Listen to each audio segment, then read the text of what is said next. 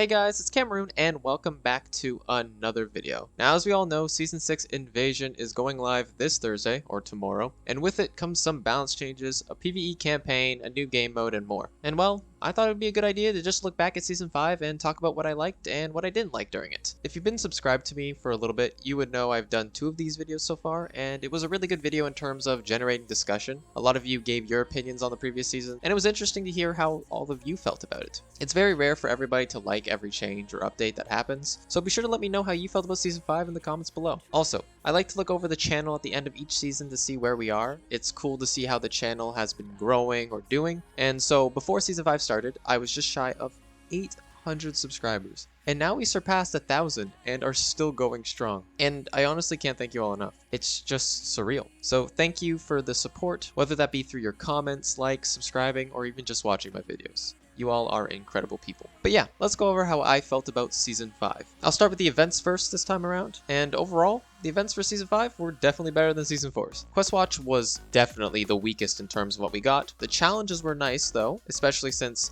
it had one that gave us 1500 Overwatch credits, allowing us to get a legendary skin of our choice in the hero gallery. Other than that, it really didn't have much to offer. You play the Demon Lord mode and then just kind of forget about it. Summer Games was fun though. Having Lucio Ball return is always nice since it's just a casual mode to play. It does suck that it was pretty much bugged the whole way through where Boop was just not working. It made the mode frustrating, which that mode should be fun to play. It shouldn't be like, oh my gosh, my Boop didn't work. Winston Volleyball was a nice addition, and I'm glad they decided to make another summer game, and I hope other returning events do this as well, like Winter Wonderland. Don't just do Yetis versus Hunters, add something else. Do something cool. I want to see more of that stuff. It's really fun when we get new content. Back to Summer Games, there was also the free Doomfist skin that was great, and it matched the theme of the event. Like, we've had certain events, including the next one in Season 5, where we've gotten a skin that isn't really related at all to the event, and I'm hoping they continue to make skins related to the events rather than just some random skin. Overall, I really can't complain about Summer Games though. Then we have Mischief and Magic for the last 2 weeks of Season 5, and it was another decent event that had a very cool mode to it. Prop Hunt was great, and I really do hope that the developers decide to add more maps and props to it. It would make the game mode just have more variety so it doesn't get too stale fast, and it would just be a fun mode to queue up, play for an hour on just a whole bunch of different maps, and the free Honest skin we got looked awesome. Although it wasn't related to the event, it still is probably one of the best free epic skins we've gotten since Overwatch 2 launched. But I have one issue with how Season 5 handled events, and that's how they were all pretty much on the second half of the season. It felt like the first half of the season was just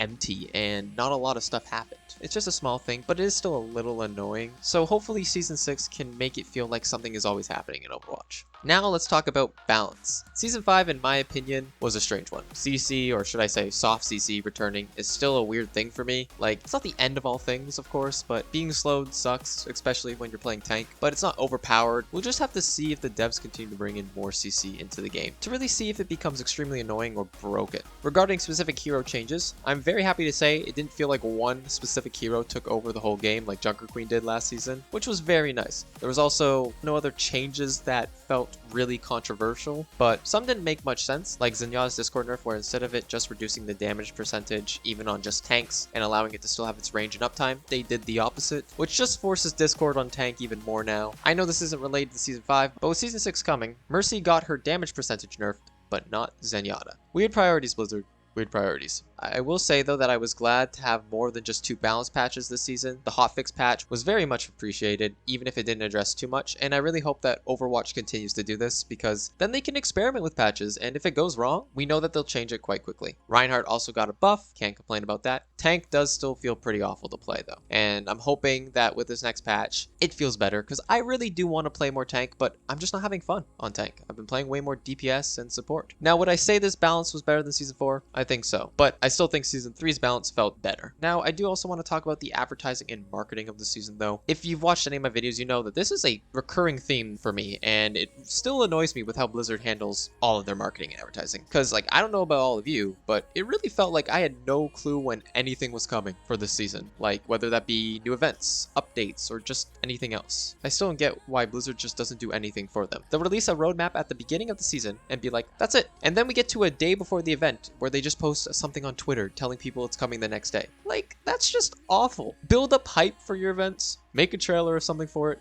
get people excited, and they don't do that. They also just kind of made this season feel like it was nothing really. They rarely talked about it, and it felt like all of the marketing went into Season 6. And even then, that marketing is kind of small, besides like John Cena coming out of nowhere. Like, okay, I guess we really couldn't see him until like the very last week before Season 6. Like, seriously though, like, we knew it was coming to Season 6 before Season 5 info was even out. It really made it feel like the devs didn't really care about the season. So yeah, I'm not really happy with how Blizzard handles marketing. It feels lazy and empty. Those are the major points I have with the season. And now I'll move on to some smaller things. The Battle Pass was the best one in my opinion, not just for the skins and the theme, but also because we got so many skins that actually matched the theme in it. Rather than previous seasons and potentially even the next one, the Battle Pass actually focused on the fantasy theme. There weren't just random skins littered throughout the pass. Tracer's Mythic looked awesome, but it did lack an extra customization piece like all the other Mythics that we've gotten so far. But this was the first Battle Pass that I actually bought, and I don't regret it at all. Will I get the next one? I don't know. Regarding my playtime, it definitely went up from Season 4. Season 4 was rough, and I really didn't like it, but Season 5 brought new life to the game for me. I don't know if it was just the theme, the balance, or something else. This season just felt better. I finished the Battle Pass halfway through the season, unlike completing it a day before the season ends, and overall I had a fun time playing. Lastly, I can't talk about the season without mentioning the impact it had on my channel. This was the season where I hit 1,000 subscribers, which is insane. And now we're almost at like 1,400, which is literally crazy. I became a YouTube partner because of this season, and of course all of you subscribing and watching my videos, and I can't thank you all enough. Whether you just drop by for the news, or the Overwatch League stuff, or you watch everything I make. Thank you so much for commenting, liking, and watching my videos. You all really made this season special for me. Alrighty, I think it's time to give Season 5 a rating. Now, on just purely Overwatch and its gameplay, I have to give this season a 9 out of 10. It was a great season. The events were fun, and better than Star Watch. Balance was okay, and just the game in general felt fun. Now, for including the videos I made and the impact it had on my channel, I couldn't give this anything less than a 10 out of 10. With the support you have all given, it's a no-brainer that it's a 10. So thank you again. Anyways, let me know how you felt about the season in the comments below as well. Season 5 was great, but Season 6 is supposed to be the big one. So Blizzard, the pressure is on you, and you best deliver some incredible content. But yeah, that's it for me.